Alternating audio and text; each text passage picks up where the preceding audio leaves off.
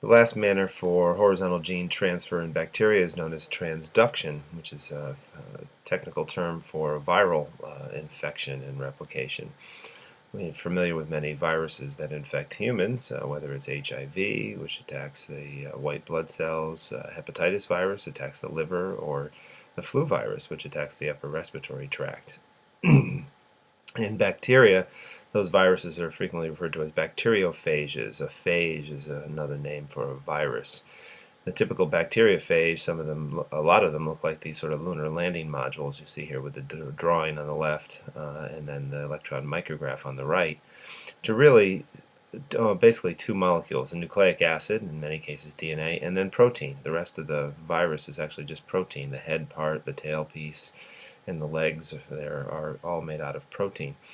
Typical viral infection has a few steps that are involved in it. First thing is the adhesion or attachment phase, where the virus will recognize certain cell surface markers on the surface of the host cell, very much like an enzyme substrate interaction, very particular, which means certain viruses will only infect certain cells and not necessarily other ones.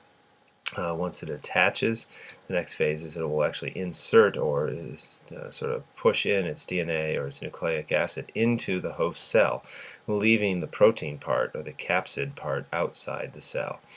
That DNA material, when it goes into the cell, takes over the machinery of the cell, the ribosomes, and will direct the production of more viruses. The viral DNA is usually pretty much specific, just the viral genes, unless it's picked up some other genes, which we'll see.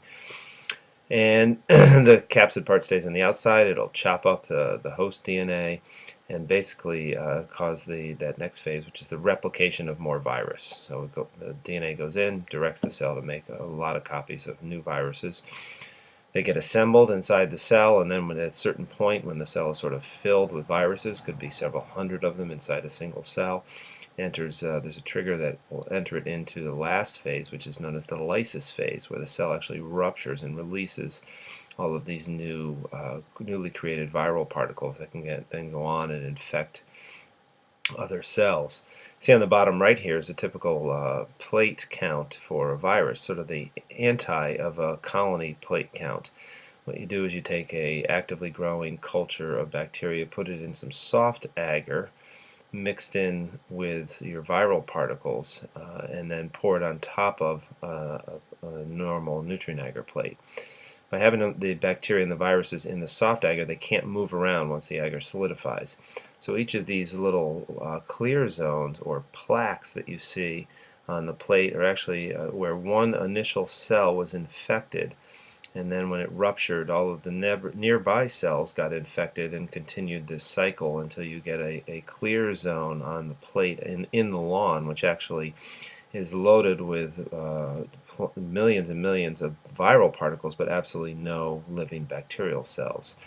So it's sort of the reverse of a plate count with colonies. What you ought to do is watch. There's a video. Here's a little link that will get you to a video which will show an animation of this whole lytic cycle and what's known as the lysogenic cycle. You should watch parts 1 and 2 on that video while you keep up the last page. This one here, this static view, it's much easier to understand if you watch the animation of it on that video link. And that's about it. Thanks.